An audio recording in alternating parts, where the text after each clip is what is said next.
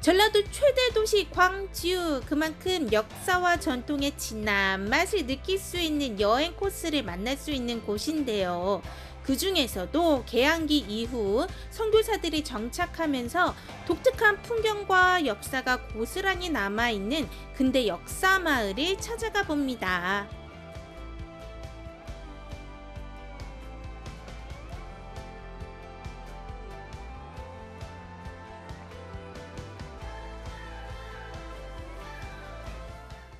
서프라이즈 트립 광주의 세 번째 코스는요, 이렇게 펭귄이 돼서 총총총총 걸어다니기 좋은 거리입니다. 선생님 안녕하세요. 안녕하세요. 반갑습니다. 저는 광주시 문화관광해설사 천금이에요. 선생님 팽하, 저 이렇게 펭귄이 되기 위해서 팽하 이렇게 왔습니다. 이곳에는요, 펭귄과 관련된 거리, 그리고 또 역사와 문화에 대해서 관련된 거리도 있다고 들었거든요. 네. 네, 이쪽 거리는 어떤 거리죠? 이쪽은 지금 양림이라는 마을이거든요. 네. 양림은 실은 왕거들 양자예요. 거들 양자예요. 그리고 숯불림자입니다. 네. 그래서 거드름에서 시작돼서 양림이 된 마을이에요. 네. 그리고 또 1900년도에 실은 기독교 문화가 처음으로 입문되어 있는 서양의 통로의 마을이 양림이랍니다.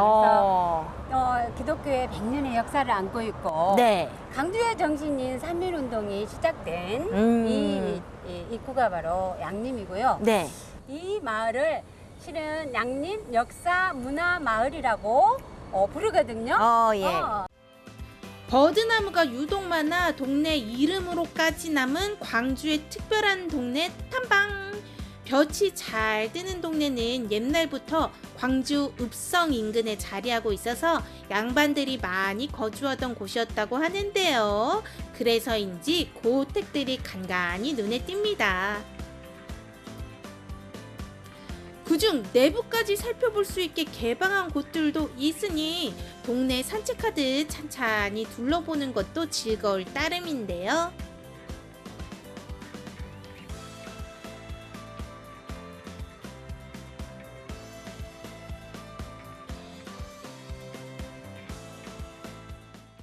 양림동 골목골목 이렇게 구경하면서 걷다가 한옥집 앞에서 멈췄었는데, 선생님 어쩐지 귀티가 잘잘 흐르시더니 선생님 여기 이 부잣집에 사시는 건가요?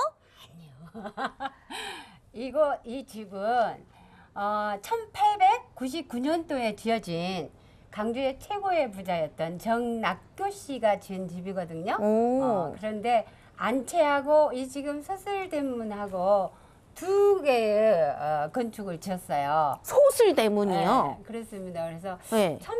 1899년도에 지어진 집이라면 이렇게 서슬대문 집을 지을 정도의 직위를 갖고 있다면 종산품이라든가 아니면 돈이 많은 네. 부자였거든요. 종산품으로 치면, 지금으로 치면 어느 정도일까요? 뭐 국회의원? 차관급 정도. 예. 그렇겠죠? 예. 1896년도에 이미 고종이라는 임금은 과거 제도를 폐지시켰단 말이에요. 네. 그리고 국민학교를 만들었어요. 그렇다면 이 집의 주인인 정낙교 씨는 직위는 종산품이 아니었겠지요? 그렇다면 부호가라고 보셨으면 될 것 같아요. 네. 그래서 이 서슬대문은 이제 그때 타고 다닌 이제 그 교통수단은 뭐였어요? 말이었어. 네.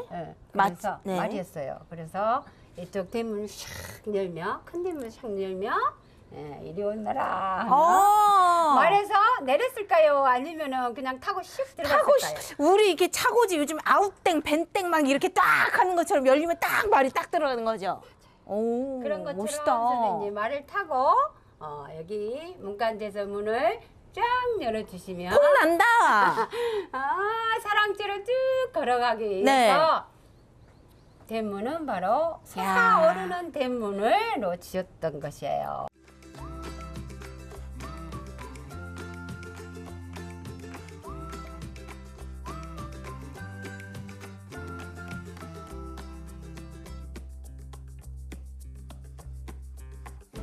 발 닿는 곳마다 역사유적인 광주의 동네 탐방. 근대 교육과 의료의 문을 연 선교사들의 흔적을 동네 곳곳에서 살펴볼 수 있습니다. 목사이자 의사로 의료 활동을 하다 과로로 사망한 오웬 선교사를 기리는 기념각이 100년 넘은 교회 너머로 모습을 드러내는데요. 선생님 뒤에 있는 건물은 한국 근현대사 제가 과목 시간에 교과서에서 본 듯한 건물을 옮겨놓은 것 같은 그런 오래된 건물이거든요. 네. 네. 얼마나 됐나요? 100년이 좀 넘었고요. 건축의 연도는 1914년도에 건축이 됐고요. 누구를 위한 거였냐면 1904년도에 오웬이라는 선교사님이고 의사 선교사님이 광주에 들어오셔요. 네. 들어오셔서 원래는 할아버지를 위한 그 병원을 지으려고 했대요. 그런데 외지에서 오신 이제 광주 전남 쪽에서 오신 이런 신도분들이 오셔서 편안하게 머무를 수 있는 숙박 시설이 없었던가 봐요. 그래서 미국의 친인척들한테 편지를 보냈답니다. 이런 숙박시설 그리고 강당 이런 용도로 쓸 수 있는 건물을 짓고 싶다. 그래서 후원금 기금을 좀 보내달라 라고 했는데 아쉽게 1909년도에 실은 오웬 선교사님은 돌아가셨어요. 풍덕동으로. 그리고 그 기금이 강주로 넘어오면서 1914년도에 실은 이 오행각이라는 건물이 지어졌었거든요. 지어졌어요. 그러다 보니까 지금 이 건물은 100년이 넘었겠죠. 네. 근데 그 100년 넘은 그 건물 속에 특징이 있어요. 특징. 이 특징이요? 특징. 네. 두 가지예요. 두 가지. 특징이 일단 벽돌이 눈에 띄고요. 네. 두 번째는 뭐지요? 두 번째 이렇게 뭔가 문이 아까는 이렇게 동그란 이런 아치형 문? 출입구가 두 개, 출입구가. 하나는 여기 있고 하나는 또 어디 있나요? 돌면 예, 문이 하나 뒤쪽에도. 있는데 예. 1914년도에 지어진 건축물이다 보니까 우리 조선은 남녀 유별해였거든요. 그렇죠. 그래서 남녀 7세 구동석이어서 네. 원래 저쪽 지금 맞은편에 있는 곳은 여학교, 수피아 여학생들이 성탄절 때 어떤 행사가 있으면 광장에 들어가야겠죠. 네. 여기 남쪽으로 들어간 거예요. 보이시죠? 네. 그리고 저쪽에서 이렇게 돌면 저기 지금 아파트가 있는 저 건물이 남자 학교인 숭일 학교였어요. 그래서 남자 학교는 저쪽 반대편, 네. 그쪽 반대편으로 들어가게 돼 있어요. 이 건물이. 그래서 문이 두 개 다는 거. 그렇다면 강당에 들어가면 서로 다 만날 수 있지 않아요? 네. 그 강당 안에도 가운데 검정색 천막을 아이고야. 쳤다고합니다. 아이고야. 그래서 조선시대 때 남녀 유별이라는 네. 그 사회를 적나라하게 보여준 건물이 바로 이 오행각인데 네. 실은 이 선교사님들이 들어오셔서 건축물을 지은 것도 우리 동양의 사상을 그대로 받아들이면서 일부의 건축물 형태는 석구식으로 지어진 이 건물이 바로 오웬 기념각이에요. 모든 길이 색다른 풍경으로 산책의 멋을 더해줬지만 이번에는 호랑가시 나무가 있어 독특한 풍경이 멋스러운 산책길로 발걸음을 옮겨봅니다.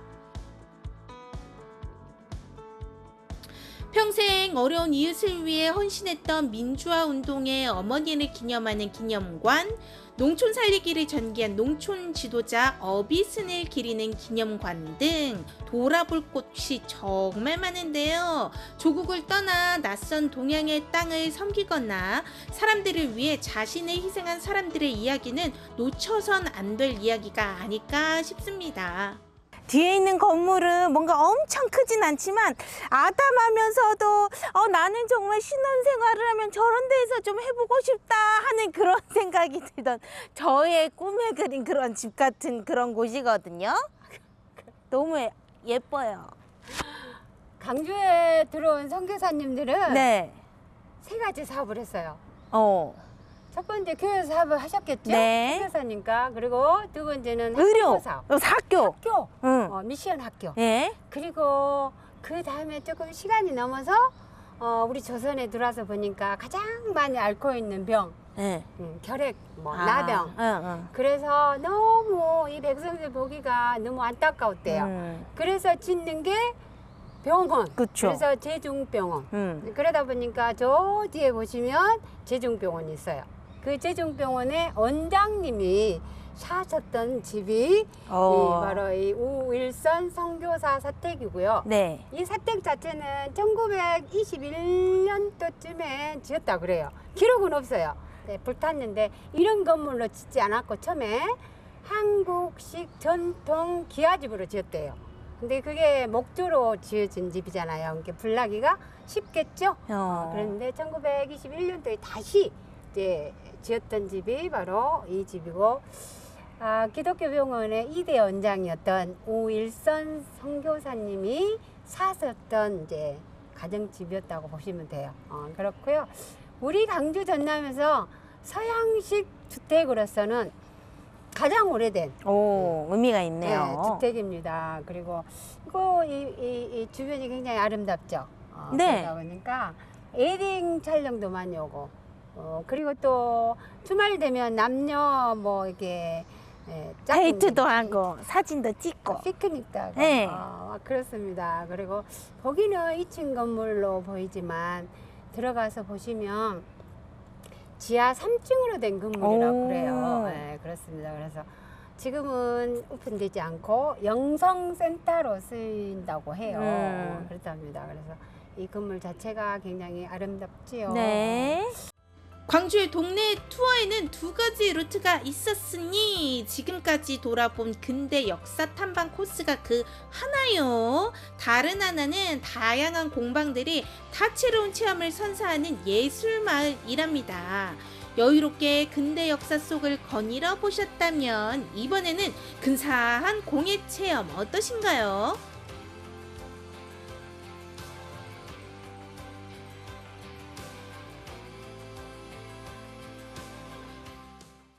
자, 선생님, 이곳 펭귄 마을이에요. 어떻게 하다가 이런 펭귄 마을이 생겨났을까요? 2013년에 제가 그때 60대 때에 딱 10년 됐거든요. 오? 그, 예, 너무 그 동안이시다. 마을이 네. 너무 흉악스럽고 해서 네. 이 골목을 한번 살려보자. 한번 들려보셨지만은 미로 골목들이 많이 있어요. 네네. 그래서 뭔가를 한번 해보자. 그래가지고 나이 드신 젊은 층들은 다 빠져나가고 그리고 나이 드신 분들만 집에 계세요. 네. 그리고 빈집도 많이 있고 너무 집들이 흉악스럽고 그래서 골목길을 한번 살려보면 어떻게 한번 살려볼까. 뭐 저는 알려 한 것도 아니고 동의서를 받아갖고 벽에다 작품들 하나하나 만들어가지고 걸기 시작했어요. 참 재미가 쏠쏠하더라고요.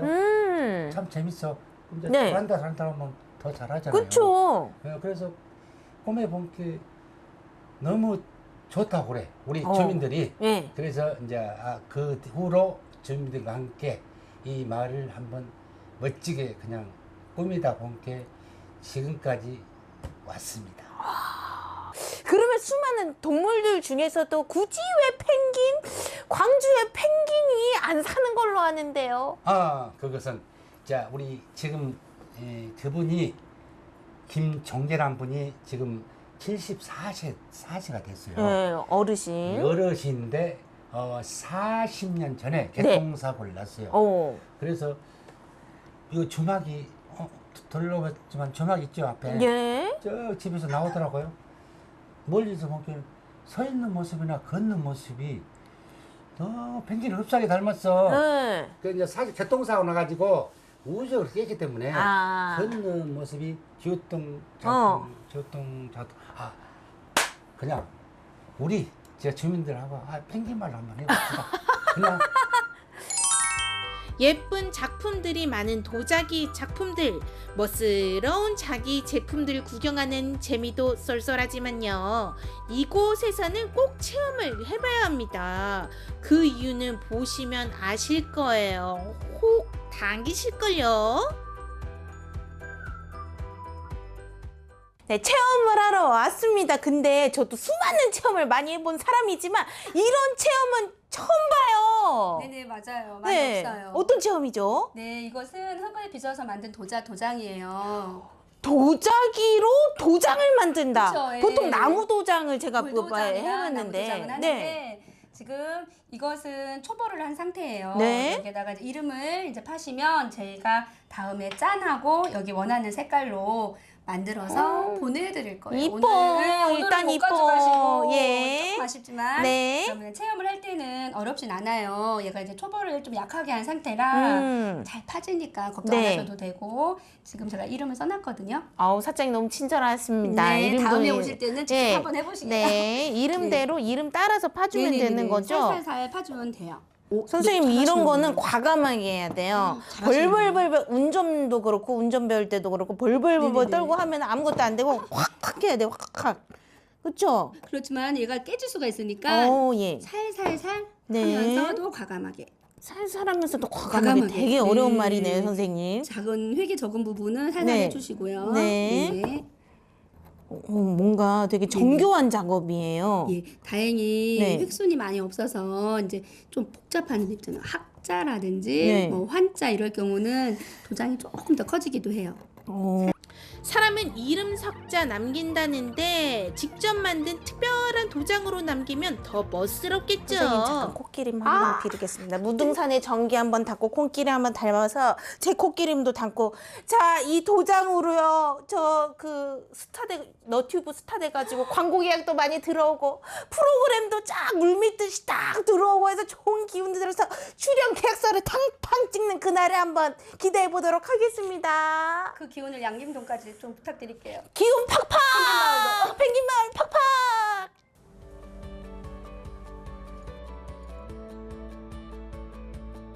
어우, 눈부시어. 이 찬란한 공예도 여행기에 체험할 수 있다는 거 실화 맞습니까? 행복해지는 광주의 공예마을입니다. 펭귄마을의 두 번째 체험은 은반지 만들기 체험입니다. 안녕하세요. 네, 안녕하세요. 직접 만들고 또 직접 바로 가져가실 수 있는 체험이라고 들었습니다. 네, 어떻게 하면 되죠? 은선을 이용해서 꼬인 반지를 할 건데 아주 똥손도 괜찮아요. 그래서 어떻게 아시고 저 똥손인 거를. 그래서 네. 이것은 어떻게 반지가 나오는지 서로 네. 이렇게 확인해가면서 체험을 해보는 거예요. 네. 그래서 한번 만들어 볼까요? 네. 그러면 일단 은선을 뭐야? 열 처리를 해줘야 네. 돼요. 네. 이렇게 열 처리를 하는 이유는 네. 은이 부드러워야 작업하기가 편해서 오. 이렇게 열 처리를 해주는 거예요. 네. 끝부분을 끝을 잡으시고 잡고. 좌우 같이 네. 제가 점심 딸려오시면 안 돼요. 버티면 되나요? 네, 그렇죠. 하나, 둘, 셋. 하나, 둘, 셋. 예. 잘하시는데. 제가 냉면에 그 숯불고기 얹어 여기서 먹어가지고. 꽈배기가 네. 이렇게 이쁘게 야!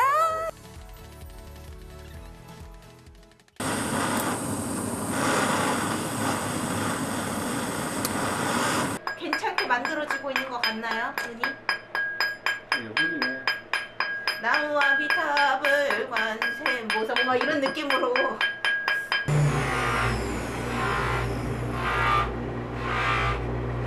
자, 완성됐습니다. 와, 반짝반짝 너무 예쁘게 빛납니다. 저 이 반지를 보니까요, 프로포즈 하고 싶은 사람이 생겼어요. 여러분, 저와 함께 서프라이즈 트리 같이 보실래요? 프로포즈 합니다.